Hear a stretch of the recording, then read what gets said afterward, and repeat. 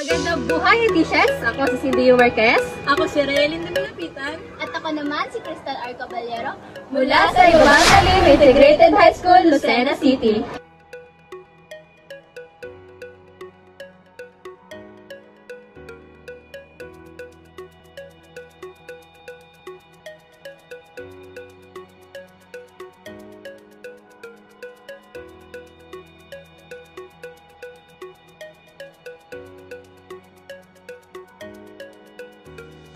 Narito kami sa gulayan sa tahanan upang mamitas ng mga gulay.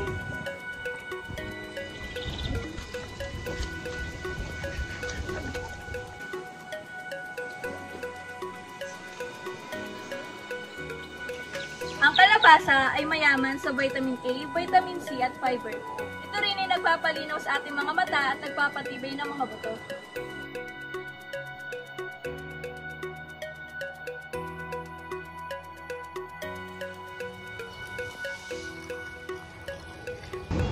Magandang araw!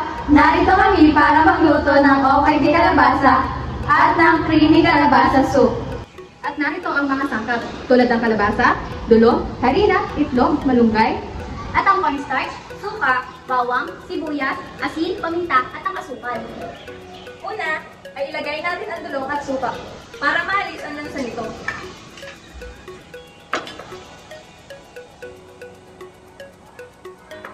Pangalawa, ay ilagay naman natin ang bawang.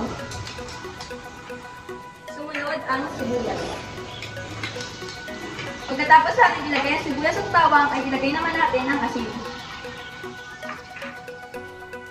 Ilagay naman natin ang paminta. Kasunod, para pantay ang lasa, ay ilagay naman natin ang asukal. Pagkatapos natin ilagay lahat ng sangkap, ay ilagay naman natin ang harina. Ilagay naman natin ang cornstarch at halu-haluin ito.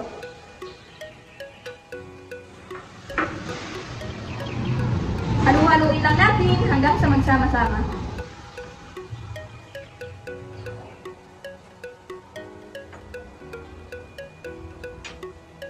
Pagkatapos natin haluin at nagsama-sama, ilagay naman natin ang 2 pirasong itlog.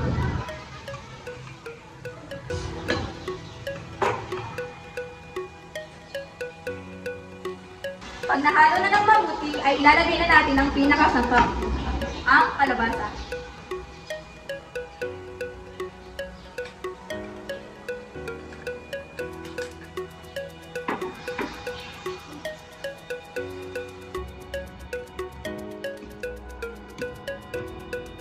Ilagay natin ang malunggay pag nagsama-sama na ang mga sangkap para mas maging masustansya. para lalong sumarap ay lagyan natin ng pampalasa. Painitin ang kawali at lagyan ng mantika. Pag mainit ng kawali ay ilagay na natin ang mantika.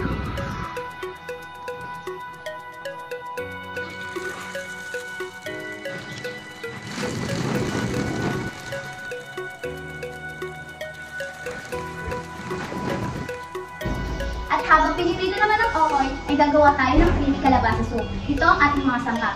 Una, kalabasa, manok, sibuyas, bawang, paminta, at asin. At lalagyan natin ito ng Nestle cream para mas maging creamy. Gagawa tayo ng chicken broth. Ilagay ang manok sa tubig.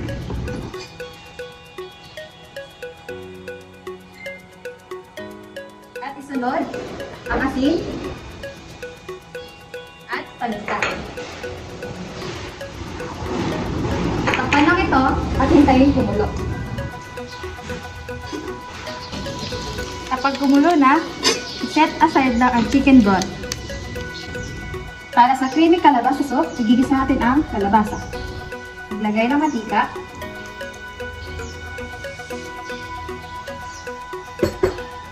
Sunod ang bawang. At sibuyas. Ating haluin. Sunod ang kalabasa.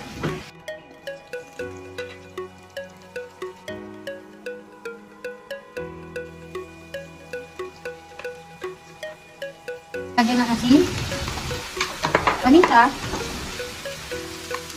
at ng pampalasa.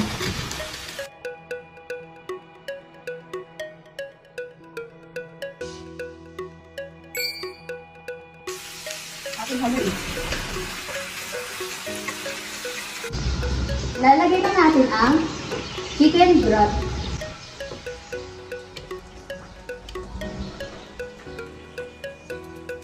At pakukuloyin lang natin. Pag naluto na, atin namang i-blender.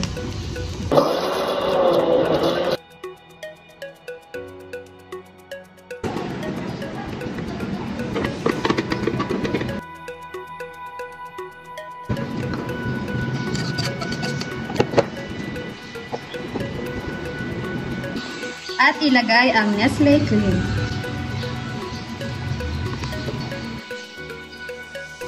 Para naman sa ating dessert, lagyan ng tubig ang kalabasa.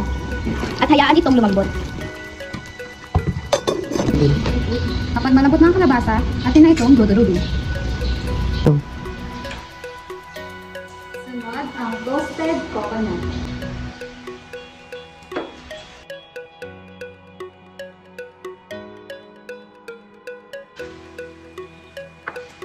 At ready na ang ating creamy kalabasa soup.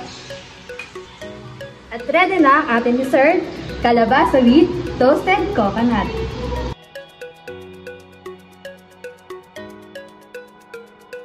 Ready na ang aming meal for four na masarap, masustansya at abot kaya.